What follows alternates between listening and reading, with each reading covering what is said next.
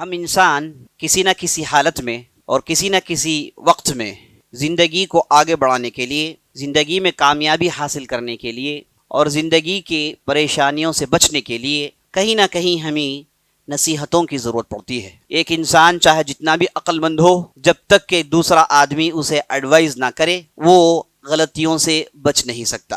تو انسان نصیحت، ایڈوائز، کاؤنسلنگ، ان چیزوں کا انتہائی محتاج ہوتا ہے۔ ہم اور آپ کو معلوم ہے تمام نصیحتوں میں اور تمام اچھے کاؤنسلنگ میں آپ صلی اللہ علیہ وسلم سے بہتر کوئی نصیحت کرنے والا، کوئی کاؤنسلنگ کرنے والا نہیں ہے۔ اسی لیے آپ صلی اللہ علیہ وسلم سے بہت ساری ایسی احادیث مروی ہیں جن میں آپ صلی اللہ علیہ وسلم نے وقتاً فوقتاً اپنے اصحاب کے لیے بہترین کاؤنسلنگ پیش کی اور بہترین ایڈوائزز اور نصیحتیں ان کے لیے آپ صلی اللہ علیہ وسلم نے پیش کی۔ آج ہم انہی نصیحتوں میں سے ایک بہت ہی اہم حدیث کو آپ کے سامنے رکھنے والے ہیں جن میں آپ صلی اللہ علیہ وسلم نے لائف چینجنگ نصیحت کی۔ دیکھیے نصیحتیں بہت ہوتی ہیں اور بعض ایسی نصیحتیں ہوتی ہیں جنہیں آدمی اگر پکڑ لے اور اپنے زندگی کے لیے مشعل راہ بنا لے، یعنی کہ آنے والی زندگی کو میں اسی نصیحت کی روشنی میں گزاروں گا، یہ آدمی اگر ٹھان لے تو سبحان اللہ آدمی کی زندگی بدل جاتی ہے۔ تو آپ صلی اللہ علیہ وسلم کے تعلق سے ابو ہریرہ رضی اللہ عنہ ارشاد فرماتے ہیں، اوصانی خلیلی بثلاث، میرے گہرے دوست نے، میرے خلیل نے مجھے 3 چیزوں کی نصیحت کی، 3 باتیں انہوں نے بتائی، ایسی باتیں جنہیں آدمی سمجھ لے اور جس پر آدمی عمل کرنا شروع کر لے تو آنے والی زندگی کی دقتوں کو بڑی آسانی سے پار کر پائے گا اور زندگی میں چین اور سکون، اطمینان ہاتھ آئے گی۔ کہتے ہیں کہ آپ صلی اللہ علیہ وسلم نے ارشاد فرمایا، اتق اللہ حیثما کنت۔ آپ صلی اللہ علیہ وسلم نے، جیسے کہ میں نے آپ کے سامنے عرض کیا، وقتاً فوقتاً بعض صحابہ اور ان کے حالات کے مطابق انہیں آپ صلی اللہ علیہ وسلم نے خود بلایا اور خود آپ صلی اللہ علیہ وسلم نے نصیحت کی۔ کبھی ہوتا یہ ہے کہ کوئی صحابی آ کر آپ صلی اللہ علیہ وسلم سے کہتے، یا رسول اللہ اوصنی، اے اللہ کے رسول مجھے وصیت کریں، پریشانی ہو رہی ہے، مجھے کاؤنسلنگ کی ضرورت پڑ رہی ہے۔ تو آپ صلی اللہ علیہ وسلم نے ایک صحابی سے کہا کہ لا تغضب، غصہ مت کرو۔ وہ صحابی نے کہا یا رسول اللہ دوسری بات، کہا کہ لا تغضب، غصہ مت کرو۔ وہ صحابی نے تیسری مرتبہ کہا یا رسول اللہ اور کوئی دوسرا کاؤنسلنگ ہے؟ نبی صلی اللہ علیہ وسلم نے کہا کہ لا تغضب۔ کہ آپ صلی اللہ علیہ وسلم نے اس صحابی کی اس شخصیت کے اندر یہ خامی دیکھی کہ ان کے اگر ان کے اندر سے غیظ نکال دیا جائے تو ان کی بڑی خوبصورت شخصیت ہوگی اور ان کے ذریعے سے امت اور خود انہیں فائدہ ہوگا۔ تو آپ صلی اللہ علیہ وسلم نے وقتاً وفقتاً جا بجا ایسی بہت ساری نصیحتیں کی، کبھی معاذ بن جبل کو بلایا، کبھی فلاں کو بلایا، کبھی صحابہ سے کہا کہ مجلس کے بعد میں تمہیں ایک نصیحت کروں گا، کبھی کسی سے کہا کہ مجلس ختم ہونے کے بعد مجھ سے الگ ملنا، میں تجھے بعض باتیں بتانا چاہتا ہوں، ایسی مختلف نصیحتیں۔ تو اس بار ابو ہریرہ کو آپ صلی اللہ علیہ وسلم نے بلایا اور کہا کہ اے ابو ہریرہ اتق اللہ حیثما کنت، اے ابو ہریرہ جہاں کہیں بھی رہو اللہ سے ڈرتے رہو، جہاں کہیں بھی رہو اللہ سے ڈرتے رہو۔ اللہ سے ڈرنا، تقوی اختیار کرنا، یہ قرآن حدیث میں اس کے تعلق سے بہت زیادہ میٹیریل موجود ہے۔ بلکہ آپ جو خطبہ سنتے ہیں جمعے کا، اس میں خطیب جو بھی آیتیں پڑھتا ہے ہر آیت میں آپ لفظ تقوی دیکھیں گے۔ یا ایھا الذین آمنوا اتقوا اللہ حق تقاتہ، اے لوگو جو ایمان لائے ہو اللہ سے ڈر جاؤ جیسے ڈرنے کا حق ہے۔ یا ایھا الناس اتقوا ربکم الذی خلقکم من نفس واحدہ خلق منها زوجها وبث منہما رجالا کثیرا ونساء واتقوا اللہ الذی تساءلون به والارحام۔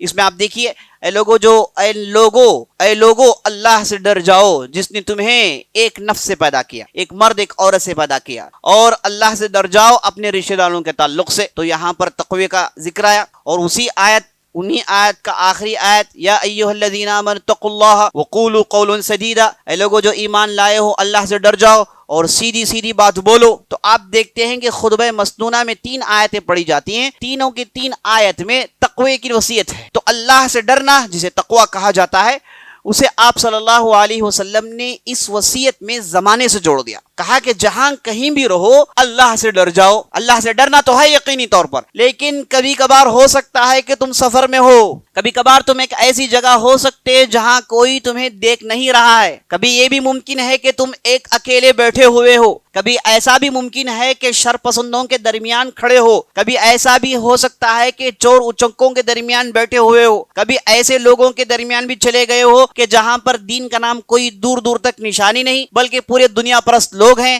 نہ انہیں کوئی حلال کی تمیز نہ انہیں کوئی حرام کی تمیز، جو بھی جیسے بن پڑے سب کو اپنے کھاتے میں ڈال لیں۔ ہو سکتا ہے ایسے سوچنے والوں کے درمیان تم بیٹھ جاؤ، چاہے کسی بھی حالت میں ہو، یاد رکھنا اللہ تمہیں دیکھ رہا ہے اور اللہ کی نگرانی تم پر ہو رہی ہے اور تمہارے دل پر اللہ کی نظر ہے۔ آپ کے دل میں جو بھی باتیں آتی ہیں وہ اللہ جانتا ہے، تم جو بھی کرنا چاہتے ہو وہ اللہ جانتا ہے۔ تو آپ کی سوچ سے پہلے جان لو کہ تمہیں اللہ سے ڈرنا ہے۔ تم جہاں کہیں بھی ہو اللہ سے ڈرو، جہاں کہیں بھی ہو جان لو کہ اللہ تمہیں دیکھ رہا ہے، جہاں کہیں بھی ہو اللہ کے ڈر کی کتنی اشد ضرورت ہے انسان۔ عزیز ساتھیو، یہ جو اللہ کا ڈر ہے یہی ہماری دین کی بنیاد ہے۔ یہ جو آپ شریعت دیکھتے ہیں، یہ جو آپ احکامات دیکھتے ہیں، یہ جو آپ ڈونز اینڈ ڈونٹس دیکھتے ہیں، یہ کریں یہ نہ کریں، فلان چیز حرام فلان چیز حلال، یہ جو فہرست آپ شریعت کے اندر پڑھتے ہیں، جان رکھیے یہ فہرست بیکار ہو جائے گی۔ یہ کہنا کہ مت کرو کرو یہ بیکار ہو جائے گا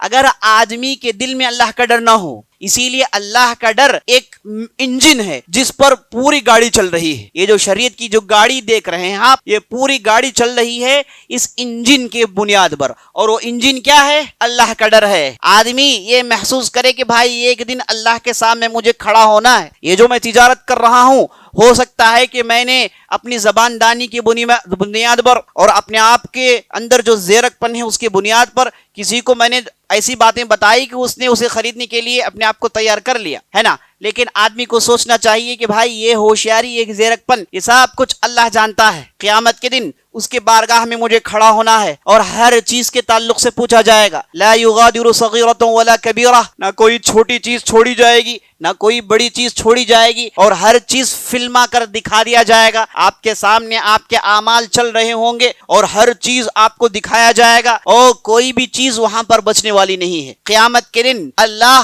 اور اللہ کا بندہ دونوں کے درمیان گفتگو ہوگی۔ اب یہاں پر کوئی چکما دینا یا پھر اپنے ذہن کو استعمال کرنا، بچنے کی کوشش کرنا، کوئی چیزیں کام آنے والی نہیں ہے۔ تو آدمی کے اندر یہ اللہ کا ڈر، یہ سوچ ہر جگہ ہونی چاہیے اور ہر لمحہ آدمی سوچتا رہنا چاہیے۔ اسی لیے اگر آدمی کے دل کے اندر تقوی نہیں ہے، اس کے دل میں اللہ کا ڈر نہیں ہے، یہ آدمی چاہے جتنا بھی عمل کر لے، چاہے ہزاروں حج کر لیں، چاہے کروڑوں روپے لٹا دیں، اللہ سبحانہ و تعالیٰ قیامت کے دن اس کے لیے کوئی بدلہ نہیں رکھے گا، کیونکہ اعمال قبول ہونے کے لیے کنڈیشن یہ ہے کہ ایمان اور تقوی ہو۔ اگر ایمان اور تقوی نہ ہو تو یہ اعمال پورے ضائع اور پورے بیکار ثابت ہو جائیں گے۔ تو میں آپ کو بتا رہا تھا کہ یہ پوری شریعت کی بنیاد، یہ پوری شریعت کی گاڑی اسی تقوی کے میکانزم پر چلتی ہے۔ اور تقوی کا معنی کیا ہے؟ کہ اللہ سے ڈرتے ہوئے اچھے کام کریں اور اللہ سے ڈرتے ہوئے برائیوں کو چھوڑیں۔ کیونکہ آدمی سے ممکن ہے کہ کوئی آدمی ایک اچھا کام کرے، اچھا کام تو وہ کرتے ہیں، مسلمان بھی کرتے ہیں، غیر مسلمان بھی کرتے ہیں، لیکن وہ اچھا کام اس نے اللہ کے لیے نہیں کیا، اللہ سے ڈرتے ہوئے نہیں کیا، تو یاد رکھ لیں وہ اچھا کام سے اسے کچھ فائدہ نہیں ہونے والا ہے، وہ اچھا کام اللہ کے ہاں مقبول نہیں ہے۔ کیونکہ لوگوں کے اندر عادتیں بہت ہیں، اچھے بھی ہیں بری بھی ہیں، عادتوں پر اجر نہیں ملتا، عادتوں پر قیامت کے دن سوالات سے آدمی بچ نہیں سکتا۔ تو تقوی کا معنی ایک حصہ یہ ہے کہ اچھائی آدمی اللہ سے ڈرتے ہوئے کرے۔ آدمی نے مال دیا، پوچھا گیا کہ بھائی آپ نے پیسے کیوں دیے؟ کہا کہ بھائی میں اللہ کو خوش کرنا چاہتا ہوں اور میں اللہ سے ڈرتا ہوں، تو یہی اللہ کے ہاں مقبول ہے۔ اگر کسی نے کہا کہ نہیں بھائی فلاں غریب زیادہ محتاج ہے، میں اسے خوش کرنا چاہتا ہوں، یا پھر مجھے فلاں کی تعریف کی ضرورت ہے، یا پھر میں نے اپنے آپ کو اس حالت میں دیکھا کہ مجھے دینا ضروری تھا تو میں نے دے دیا، تو یاد رکھ لیجیے ان چیزوں پر کوئی اجر ملنے والا نہیں ہے۔ آدمی جب تک اللہ سے ڈر کر نہیں دیتا اس پر کوئی اجر نہیں ملنے والا ہے۔ تو جو بھی آدمی عمل کرے اللہ سے ڈرتے ہوئے کرے، اور اسی طریقے سے آدمی برائی چھوڑے تو بھی اللہ سے ڈرتے ہوئے چھوڑے۔ اس لیے کہ میں برائی نہیں کرتا کیونکہ میرے پاس پیسے نہیں ہیں تو برائی چھوڑنے کا کوئی فائدہ نہیں ہے۔ اسی طریقے سے ایک نے کہا کہ بھائی میں برائی تو چاہتا ہوں لیکن مجھے ماحول سازگار نہیں، یا پھر میرے پاس پیسے نہیں، تو آدمی اگر ان چیزوں کے لیے برائی چھوڑتا ہے تو یاد رکھ لیجیے اس کے برائی چھوڑنے سے کچھ فائدہ نہیں ہے۔ تو آدمی عمل کرے تو بھی اللہ سے ڈر کر، اور برائی چھوڑے حرام سے بچے تو بھی اللہ سے ڈر کر، تو اسی بنیاد پر اعمال کو پرکھا جاتا ہے، اور ایسے ہی اعمال اللہ کے ہاں مقبول ہیں۔ تو یاد رکھ لیجئے یہ جو پہلی نصیحت تھی، جو انتہائی اہم نصیحت، انتہائی بہترین کاؤنسلنگ، یہ ایسی کاؤنسلنگ ہے کہ آدمی اپنی زندگی کو بڑی آسانی سے سنوار سکتا ہے۔ بہت سارے لوگ آتے ہیں، ان کے ہاں دقت یہ ہوتی ہے کہ ان کے اندر بے قراری ہے, کچھ پریشانی ہے, انکمفرٹیبل محسوس کرتے ہیں, پڑھتے ہیں نماز, سب کچھ کرتے ہیں, لیکن دل میں گھبراہٹ ہے, دل بے چین ہے. کتنے ایسے لوگ ہیں جو شکایت کرتے ہیں. تو انہیں یہاں پر تقوی کے ڈوز کی ضرورت ہے. انہیں بتایا جائے کہ بھائی دنیا میں جو بھی آپ حرکت کر رہے ہیں, آپ کو رہنا ہے, جانا ہے, جو بھی کچھ ہے یہ اللہ کے ڈر کی بنیاد پر ہے. تو دیکھیے آپ اصل کوشش کریے اللہ کو راضی کرنے کی. آپ فلاں کو راضی, فلاں سے راضی, یا پھر فلاں کے لیے راضی, آپ جو بھی کوشش کرتے ہیں اس کی بنیاد پر آپ کو راحت, چین و سکون ملنے والا نہیں ہے. آپ یہ سوچ لیں کہ آپ کی پوری زندگی اللہ کے لیے اور آپ کو صرف اور صرف اللہ کو خوش کرانا ہے. اگر آپ کا رب راضی ہے تو سارے مخلوقات راضی ہو جائیں گے, اور قیامت کے دن اللہ کو آپ صرف اس حالت میں راضی کر سکتے ہیں جب آپ نے زندگی میں تقوی اختیار کیا. تو بہت سارے لوگوں کے اندر ایسے ذہنی الجھنیں اور بہت ساری پریشانی ہوتی ہیں, ان کے لیے یہ بہترین ڈوز ہے کہ وہ تھوڑی دیر کے لیے سوچ لیں کہ بھائی دنیا کی کوئی اہمیت نہیں. آپ 1000 کوشش کریں, 1000 پیسے لگائیں فلاں کو راضی کرنے کے لیے, فلاں کو راضی کرنے کے لیے, یا پھر اپنے آپ کو مطمئن کرنے کے لیے, یہ کوئی کچھ حاصل ہونے والا نہیں ہے اس دنیا میں. یہ قرار جو آپ جس کے پیچھے دوڑ رہے ہیں, یہ قرار آپ کو دنیا میں ملنے والا نہیں ہے. دنیا کو اللہ نے نشیب و فراز بنایا ہے, دقتوں اور مشکلوں کا گڑھ بنایا ہے, یہاں پر سب کچھ جھیلنا ہے. لیکن اطمینان, چین و سکون یہ ہے کہ آپ کے ہر پریشانی کا بدلہ قیامت کے دن اللہ سبحانہ و تعالیٰ دے گا. آپ کو اگر ایک کانٹا بھی چبھا ہے اور آپ کے دل میں ایمان رہا ہے تو یاد رکھ لیجیے اس کا بہترین بدلہ اللہ سبحانہ و تعالیٰ قیامت کے دن دینے کے لیے منتظر ہے. اور دوسری نصیحت, ابو ہریرہ رضی اللہ عنہ ارشاد فرماتے ہیں, آپ صلی اللہ علیہ وسلم نے کہا, اتبع السیئۃ الحسنۃ تمحوها. اے ابو ہریرہ, دیکھیے بہترین کونسلنگ. انسان سے غلطی ہو جاتی ہے, انسان سے غلطیاں سرزد ہو جاتی ہیں, اور شیطان وہ چاہتا ہے کہ انسان غلطی کرے. اس کی پوری کوشش ہوتی ہے کہ پہلے اسے شرک کروائے, اگر وہ شرک سے بچ جائے تو پوری کوشش کرتا ہے کہ بڑے گناہ اس سے سرزد ہو جائیں, اگر وہ بڑے گناہ سے سرزد نہیں ہوتے تو کم از کم چھوٹے گناہوں میں ملوث کرنا چاہتا ہے. اگر چھوٹے گناہ سے بھی وہ بچ گیا تو اس کے سوچ دماغ میں غلط سلط باتیں ڈال کر غلطی کرنے کے لیے ابھارتے رہتا ہے, اور وہ 24 گھنٹے 24/7 کام کرتے رہتا ہے. اس کی کوشش یہ ہوتی ہے کہ آپ کہیں نہ کہیں کسی نہ کسی اعتبار سے لغزش کریں, غلطی ہو, پھسلیں اور غلطی میں پڑ جائیں. تو یہ اس کی جو کوشش ہے, اس کی کوشش کو ناکام کرتے ہوئے آپ صلی اللہ علیہ وسلم نے بہترین نسخہ سکھایا, بہترین نسخہ بتایا. کہا کہ اتبع السیئۃ الحسنۃ تمحوها. اے آدمی, غلطی کا سرزد ہونا عام ہے, غلطی کا سرزد ہونا یہ طبیعت کی چیز ہے, یہ نیچر ہے. لیکن جیسے ہی غلطی تجھ سے سرزد ہو جائے اس کے بعد ایک نیکی کر لینا, اس کے بعد ایک نیکی کر لینا. تمحوها, وہ نیکی اس برائی کو پوچھ دیتی ہے, وہ نیکی اس برائی کو مٹا دیتی ہے. یعنی کہ شیطان کی پوری محنتوں پر پانی پھیرنا ہے. شیطان چاہتا ہے کہ آپ سے غلطی ہو اور آپ غلطی کرنے کے بعد نیکی کر لیتے ہیں, اور پھر وہ کام میں لگا ہوا ہے. تو نبی صلی اللہ علیہ وسلم نے بہترین بات بتائی کہ غلطی سرزد ہو جائے تو آپ فوراً پیچھے کوئی نیکی کر لیں, آپ استغفار کریں, کوئی 2 رکعت نماز پڑھ لیں, اللہ کے راہ میں صدقہ کریں, اور دینی باتیں سننے کے لیے اپنے آپ کو جو ہے فارغ کر لیں. کوئی بھی نیکی کام, کوئی بھی اچھے کام میں اپنے آپ کو ملوث کر لیں, اللہ سبحانہ و تعالیٰ گزرے ہوئے گناہوں کو معاف کر دیتا ہے. نیکیاں, ان الحسنات یذہبن السیئات, اللہ نے قرآن میں اصول بتایا, کہا کہ اچھائیاں یہ برائیوں کو بھیجتی رہتی ہیں. جب آدمی اچھائیاں اپنے اندر لاتا ہے تو برائیاں خود بخود باہر نکلتی جاتی ہیں, خود بخود باہر نکلتی جاتی ہیں. تو آدمی جہاں برائی سے بچنے کی کوشش کرے, ساتھ ساتھ اچھائی بھی کرتا رہے, تاکہ غلطیاں جو ہو رہی ہیں اس کا ٹھیک ڈھنگ سے کمپنسیشن ہو جائے. تو آپ صلی اللہ علیہ وسلم نے دوسری بہترین لائف چینجنگ نصیحت بتائی. عزیز ساتھیوں, اگر ہم نے اس پر عمل کیا تو اطمینان, چین, سکون اور بڑے آسانی سے زندگی آپ کی کٹ جائے گی, اور تمام پریشانیوں سے باہر نکل آئیں گے. اور لوگ جو ہائپر ٹینشن, مختلف قسم کے ٹینشنوں میں پڑے رہتے ہیں, ان لوگوں کے لیے آپ صلی اللہ علیہ وسلم کی اس حدیث میں, اس وصیت میں بہترین سامان ہے. اور تیسری نصیحت, آپ صلی اللہ علیہ وسلم کہتے ہیں, وَخَالِقِ النَّاسَ بِخُلُقٍ حَسَنٍ. اے ابو ہریرہ, تم لوگوں کے ساتھ اچھے اخلاق سے پیش آنا. آج ایک آدمی کے ساتھ جھگڑے کا آغاز ہوتا ہے دونوں کے کہیں نہ کہیں اخلاق کی غلطی کی وجہ سے. کسی نے ٹھیک ڈھنگ سے گفتگو نہیں کی, ڈیل کرنے سے پہلے ہی دل خراب ہو گیا, اور اس کے بعد جھگڑوں کے لیے دونوں تیار ہو گئے. کسی نے زبان ٹھیک ڈھنگ سے استعمال نہیں کیا, سامنے والے نے اس زبان کی غلط الفاظ کی وجہ سے یا پھر اس زبان کی سختی کی وجہ سے اس کا دل چھلنی ہو گیا، اب اس کے بعد کوئی ٹھیک سے ڈیل نہیں کر پاتا اس کے ساتھ۔ تو اچھے اخلاق اختیار کرنا، زبان میں نرمی رکھنا اور زبان کو جھوٹ سے بچانا، اور دل میں نرمی رکھنا، اخلاق میں اپنے عادات و اطوار میں لین دین میں نرمی اختیار کرنا۔ اور آپ صلی اللہ علیہ وسلم نے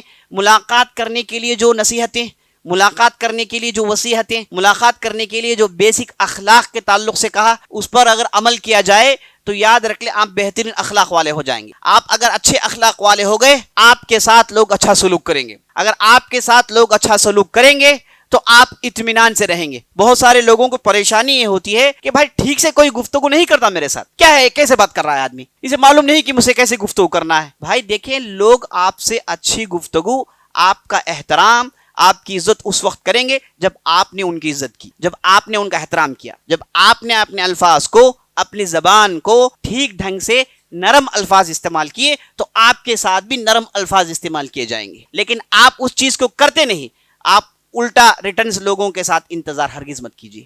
آپ جیسے کریں گے لوگ ویسے آپ کے ساتھ سلوک کریں گے۔ تو آدمی اچھے اخلاق سے پیش آئے گا تو اس کے ساتھ اچھے اخلاق سے پیش آیا جائے گا۔ اور بہت سارے لوگوں کو یہی ٹینشن ہوتا ہے کہ وہ لوگوں سے ٹھیک سے ڈیل نہیں کر سکتے، لوگوں سے وہ ٹھیک سے بزنس نہیں کر سکتے، انہیں صرف دوسروں کی غلطی نظر آتی ہے۔ پرابلم انہیں سائیکالوجیکل یہ ہے کہ یہ اپنے اخلاق کو درست نہیں کر رہے ہیں، یہ اپنے الفاظ کو نرم نہیں کر رہے ہیں، یہ اپنے چہرے کو نرم نہیں کر رہے ہیں، اور چاہتے ہیں کہ لوگ ان کے ساتھ اچھے اخلاق سے پیش آئے۔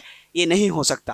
اسی لیے آپ صلی اللہ علیہ وسلم نے ارشاد فرمایا، ابو ہریرہ سے کہا، وَخَالِقِ النَّاسَ بِخُلُقٍ حَسَنٍ، لوگوں کے ساتھ اچھے اخلاق کے ساتھ پیش آؤ۔ لوگ تمہارے اچھے اخلاق کے محتاج ہیں، لوگ تمہارے سکڑا ہوا چہرہ دیکھنا نہیں چاہتے، تمہارے سخت الفاظ سننا نہیں چاہتے، تمہارے الفاظ میں اگر تکبری ہے، تمہارے الفاظ میں بڑپنا ہے، تمہارے الفاظ میں گھمنڈی ہے، تمہارے الفاظ میں ایسے محسوس ہوتا ہے کہ تم ہی سب کچھ جانتے ہو، سامنے والا کچھ بھی نہیں جانتا، تو ایسا آدمی ہمیشہ پریشان رہے گا۔ یہ آدمی ہمیشہ پریشان رہے گا کیونکہ لوگ بھی اس کے ساتھ ایسے ہی سلوک کریں گے، کوئی اسے اپنے قریب رکھنا یا پھر دوست بنانا پسند نہیں کرے گا۔ تو ایسے لوگوں کے لیے آپ صلی اللہ علیہ وسلم نے بہترین اینیکڈوٹ دیا ہے، بہترین علاج بتایا کہ بھائی دیکھو، اچھے اخلاق سے پیش آؤ۔ تمہارے اچھے اخلاق کی ضرورت ہے مارکیٹ میں، تمہارے برے اخلاق کی ضرورت ہرگز نہیں، آپ اپنے برے اخلاق سے کچھ فائدہ نہیں کر پاؤ گے۔ اور یہاں تک نبی صلی اللہ علیہ وسلم نے کہا کہ اگر آپ نے اپنے بھائی سے ملاقات کی اور آپ کے چہرے میں مسکان تھی تو آپ صدقہ کر رہے ہیں۔ آپ